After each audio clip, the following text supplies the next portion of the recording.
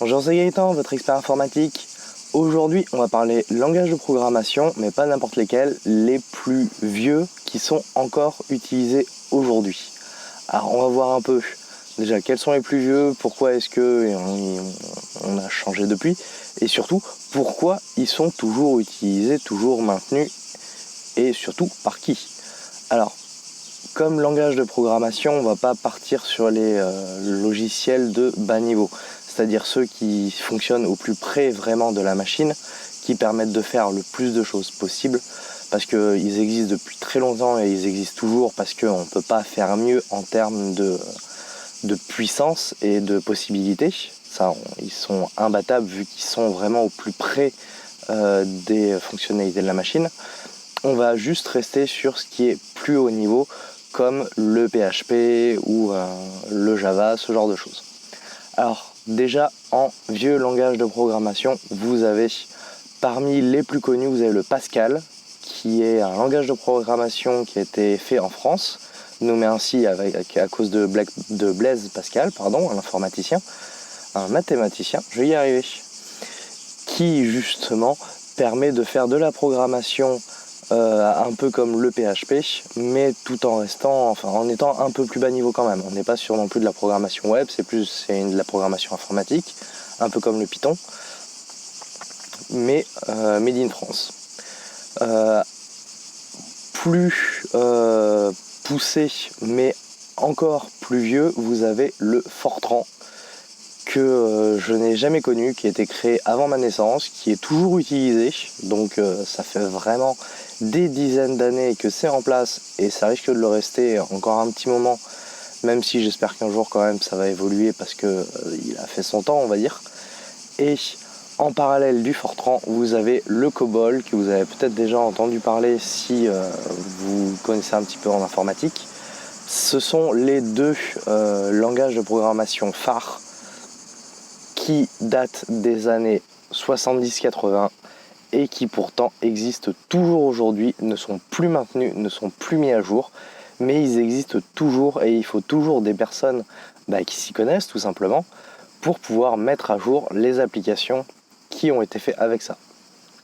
Alors, quelles applications ont bien pu être faites avec des logiciels datant des années 70 et 80 ? Eh bien majoritairement ce sont des logiciels bancaires. Ce sont les banques qui ont demandé ces logiciels pour se mettre au goût du jour à l'époque, pour informatiser tout leur système, tous leurs services, et du coup sont passés en Fortran, en COBOL, les technologies qui avaient le plus à l'époque. Maintenant, pourquoi est-ce que ça dure ? Eh bien en fait c'est très simple. Au moment où il y a une mise à jour à faire dans le système informatique, il y a deux choix.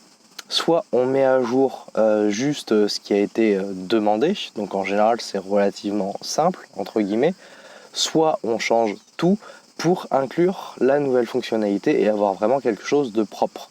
Donc ce sont deux façons de faire totalement différentes, et dans la vie d'un projet, les deux options sont toujours possibles, même au jour d'aujourd'hui. Si à force d'évolution on voit qu'on est parti dans une mauvaise direction en choisissant un langage de programmation ou une technologie, si par exemple on décide d'utiliser le CMS WordPress et que finalement on se rend compte mais on voudrait bien faire un site e-commerce, WordPress pourra le faire, c'est possible, mais est-ce que uniquement pour faire ça on ne ferait pas mieux de s'orienter vers PrestaShop si on veut rester dans un CMS ? Donc changement de technologie, il faut certes tout refaire, tout repartir de zéro, mais au moins le CMS sera fait pour ça, sera plus sûr, sera plus facile à utiliser en tant que site e-commerce. Pour les banques, c'est exactement la même chose. Il y a eu des mises à jour, des corrections de bugs, et maintenant ça fait des années que c'est en place. Le système bancaire c'est quelque chose de très compliqué, de très sensible surtout. Du coup quand il y a une mise à jour à faire, eh bien, les banques préfèrent faire ce qui va impacter le moins possible tout le reste de l'application et donc uniquement faire la petite correction ou la petite amélioration qui est demandée. C'est-à-dire que plutôt que de refaire tout le système pour le mettre à jour, avec des technologies plus récentes, plus sécurisées, qui vont vraiment couvrir le mieux possible leurs demandes, leurs besoins et qui en plus leur reviendra dans le temps moins cher, je vais revenir dessus pourquoi, eh bien ils préfèrent uniquement mettre à jour la partie incriminée de sorte à ne pas devoir tout revérifier derrière et risquer qu'ils aient des problèmes, ce qui s'entend également parce que quand on gère des centaines de millions d'euros ou de dollars ou de la devise que vous voulez, on n'a pas forcément envie de commettre une boulette qui ferait perdre tout cet argent bêtement. Mais du coup, on pourrait penser que juste faire quelques correctifs, ce serait quelque chose qui coûterait peu cher, entre guillemets. Et bien en fait, vu que les technologies sont très vieilles, il y a de moins en moins de personnes qui les connaissent, qui savent les utiliser et les corriger ou les mettre à jour. Et du coup, la prestation de ces personnes sont vraiment très très chères. On peut atteindre presque 1000 € par jour pour l'intervention d'une personne qui connaît ces langages de programmation. On ne parle même pas là d'amener une correction, juste que la personne intervienne, vienne regarder pour essayer de trouver éventuellement le problème, juste de se pencher sur le problème pour que la personne intervienne, soit là et puisse éventuellement répondre aux questions. Donc on n'est même pas encore sur une solution de correction ou d'évolution. On est juste sur la partie analyse. Tandis que certes, revoir tout le système coûterait peut-être quelques centaines de milliers d'euros, je ne dis pas le contraire, mais derrière toutes les opérations de correction, de mise à jour, elles prendraient moins de temps, demanderaient des personnes autant qualifiées, certes, mais dans un langage plus commun.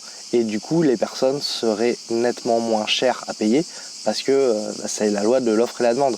S'il y a une seule personne qui connaît le langage de programmation, qui peut aider à corriger, elle peut demander le prix qu'elle veut, le client n'aura pas le choix, il devra payer ce prix-là.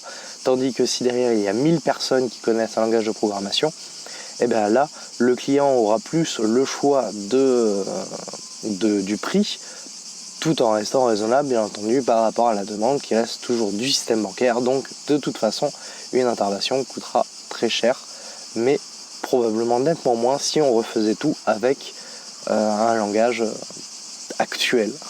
Même si dans 10 ans, il sera très probablement dépassé, au moins, on repartira plus sur des bases saines avec une meilleure sécurité, parce qu'il faut savoir que le Fortran ou le COBOL n'était pas spécialement non plus fait à la base pour la sécurité.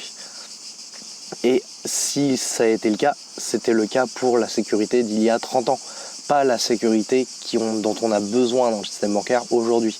Ce qui demande vraiment une mise en place faramineuse, des serveurs très compliqués, ce qui rajoute un coût supplémentaire même aux banques, mais elles préfèrent faire ça plutôt que de devoir tout refaire de zéro, ce qui est entendable mais qui j'espère un jour changera pour qu'on passe sur des choses nettement plus récentes. Voilà, j'espère que la vidéo vous a plu. Si c'est le cas, n'hésitez pas à laisser un pouce bleu, un commentaire. Si vous savez faire du Fortran ou du COBOL, ça me ferait vachement plaisir que vous me le disiez. Et je vous dis à bientôt dans une prochaine vidéo.